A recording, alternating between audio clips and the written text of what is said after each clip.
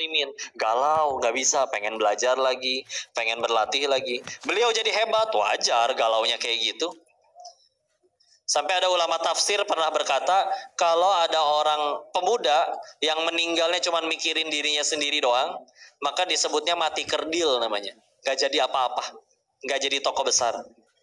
Dan setiap tokoh besar yang akhirnya menjadi hebat, mulia, salah satu persamaan dari mereka semua adalah mereka benar-benar berusaha jadi manfaat bagi orang lain. Di besar, ya.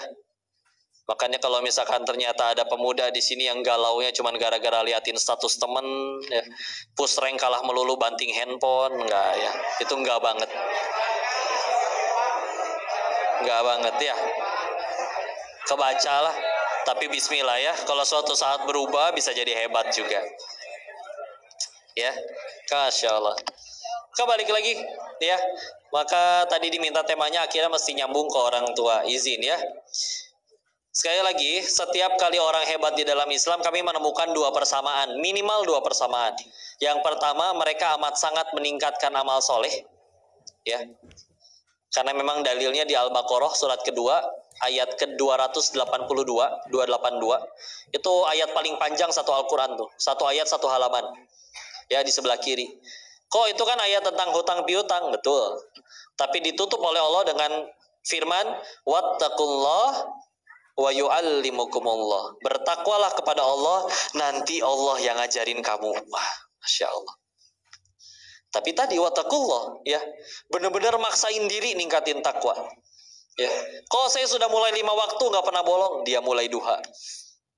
Kok duha 6 bulan nggak pernah bolong, dia mulai tahajud. Terus maksa ningkatin diri. Maka nanti Allah yang mengajari. Yang lain gampang lupa, dia nggak lupa-lupa. Ya, karena sudah Allah yang mengajari. Yang kedua, ini dia adab. Ya, karena sejatinya manusia bisa jago, pinter, cerdas bukan dari dianya yang IQ-nya tinggi, enggak sama sekali.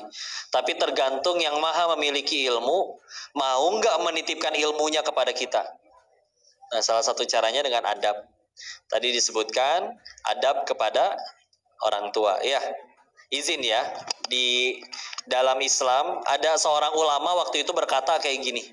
Kalau ada seorang anak ngedoain orang tuanya sehari cuma 5 kali, maka kata ulama ini itu anak masih durhaka katanya.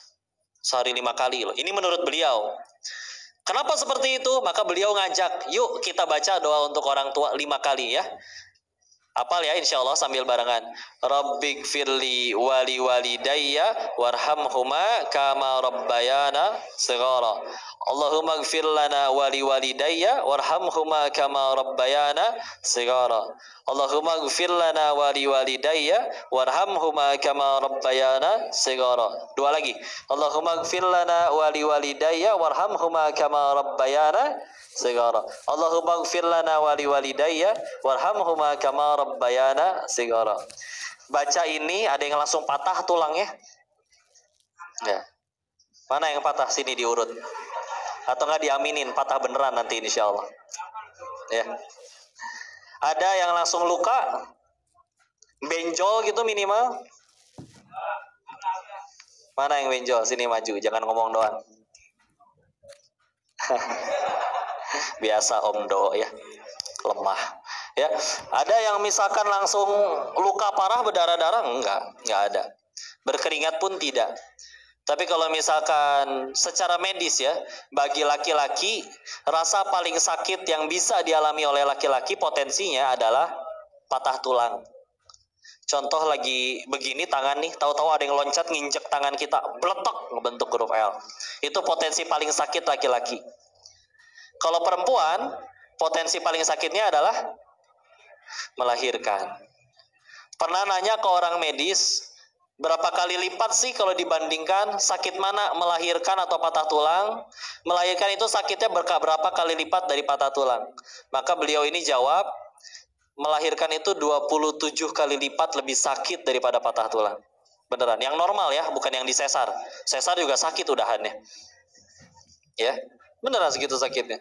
Makanya kalau kita sehari ngedoain 5 kali tadi juga nggak berdarah-darah, nggak luka, nggak merasakan linu, pegel sama sekali, nggak sama sekali ya. Kau udah, yuk lebih banyak doakan. istilah. Izin ya, di dalam Al-Quran itu, di dalam Islam itu, misal ada orang tua ngelahirin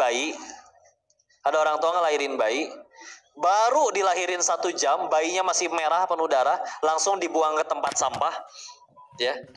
Terus 30 tahun kemudian atas takdir Allah ini anak jadi konglomerat misalkan, jadi orang kaya.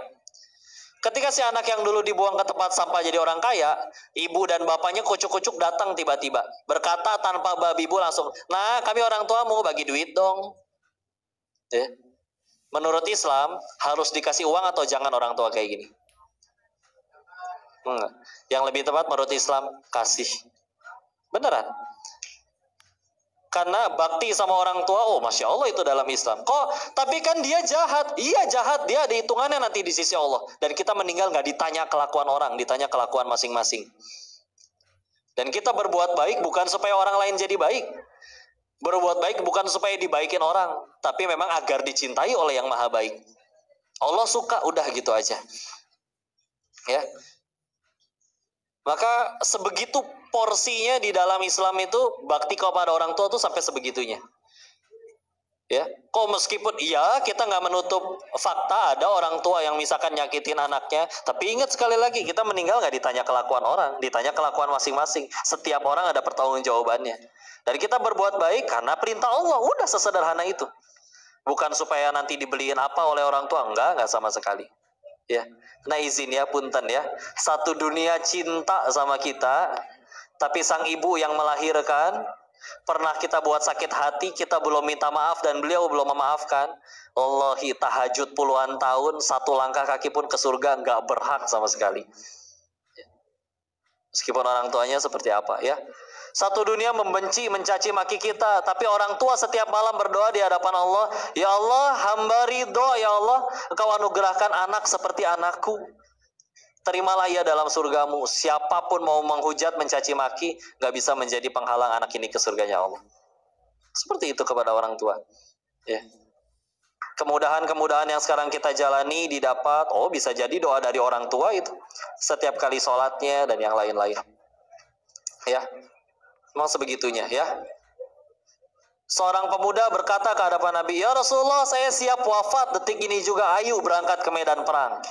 Ya, berangkat ke medan perang, terus ditanya sama Nabi, kamu di rumah masih punya orang tua yang masih butuh penanganan olehmu nggak?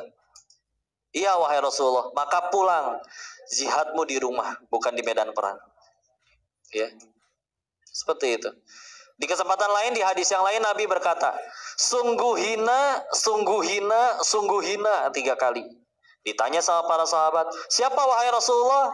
Orang yang mendapati orang tuanya berada dalam kepengurusannya, lalu anak ini gagal masuk ke surga.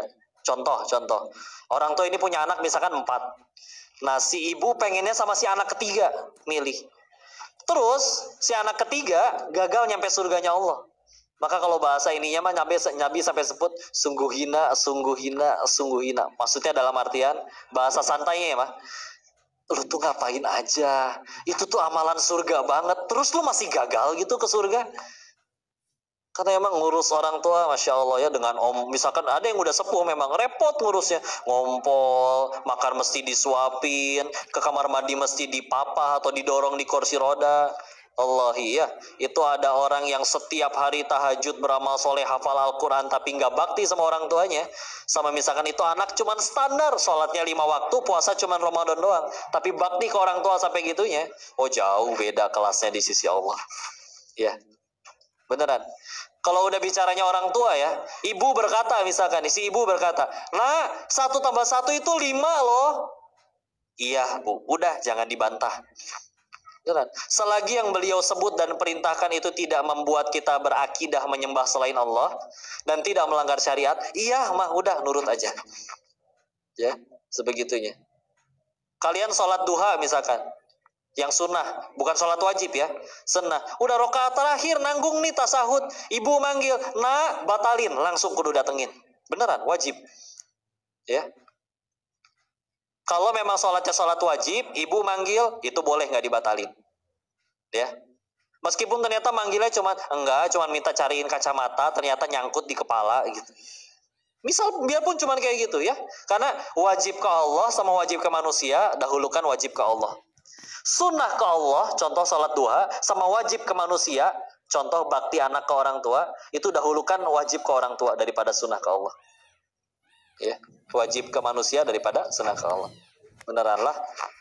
Mau jadi hebat, cara paling, atau enggak, bukan jadi hebat, cara paling gampang masuk surga, Rasul pernah ditanya. Maka dijawab, orang tua adalah pintu surga yang paling tengah. Misalkan gini lah, gedung serbaguna tempat nikahan, kan pintunya biasanya banyak. Tapi tetap pintu yang gak paling gampang, yang paling tengah tuh yang paling gede. Padahal ada pintu masuk dari dapur, lewat belakang, sempit dari bawah tanah, loncat dari atas gedung juga bisa. Ya.